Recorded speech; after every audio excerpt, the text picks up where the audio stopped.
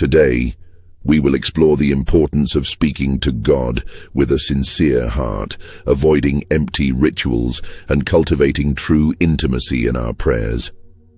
Often, we get caught in the routine of prayer, forgetting that God desires not just our words, but our hearts. Jesus teaches us in Matthew 6:7, "When you pray, do not use vain repetitions as the heathen do, for they think they will be heard for their many words." Jesus is clear. Prayer is not about how many words we say or how often we say them. It's about the intention behind them, the sincerity of our heart before God. One common mistake many make is treating prayer as a transaction, a way to ask God for things when we need them. This leads to a transactional relationship rather than a transformative one.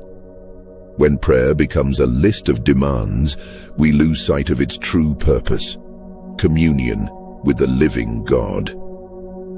Another pitfall is using prayer as a public performance, focused more on how others hear us than on our connection with God. This turns prayer into a show rather than a time of genuine communication with our Creator. How can we avoid these mistakes? The key is sincerity. Instead of simply asking for things, we are called to pray with gratitude, recognizing all that God has already done. Philippians 4:6 reminds us, "Do not be anxious about anything, but in everything, by prayer and supplication with thanksgiving, let your requests be made known to God." Prayer should be a conversation with God, not just a list of wants. Approach God with humility as a child approaches a loving parent, trusting that He already knows your needs before you even speak them. The most important part of prayer is the heart. Psalm 51:17 reminds us, "The sacrifices of God are a broken spirit, a broken and contrite heart. O God, you will not despise." God is not interested in perfect words or polished performances. What He desires is a sincere, humble heart that seeks His presence. And when we come to God, we must do so with humility, recognizing that He is the Creator and we are His creation. Our prayers should reflect our need for His guidance, His grace, and His presence in our lives. Consider the story of Hannah in 1 Samuel 1:10-20. She poured out her soul to God in deep distress without concern for how others might view her. Her prayer was not a formal recitation, but a raw expression of her heart.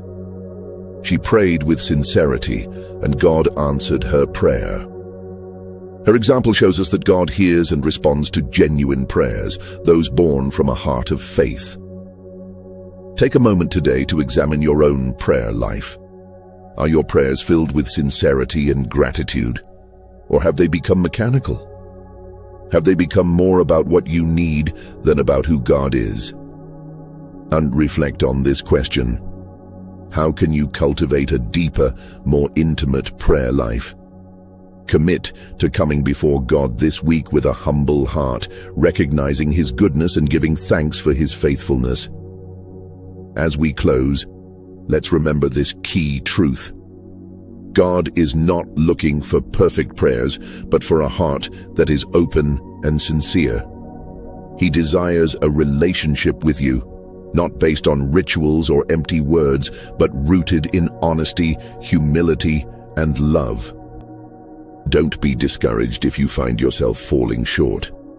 God knows your heart, and He delights in you coming to Him just as you are. No matter where you are in your spiritual journey, God is always near, ready to listen, to guide, and to strengthen you. His love for you is constant, and He is always eager to hear from you, whether in times of joy or struggle. Keep seeking Him. Keep praying with authenticity. Remember, He is always with you, and through your sincerity, your relationship with Him will only deepen.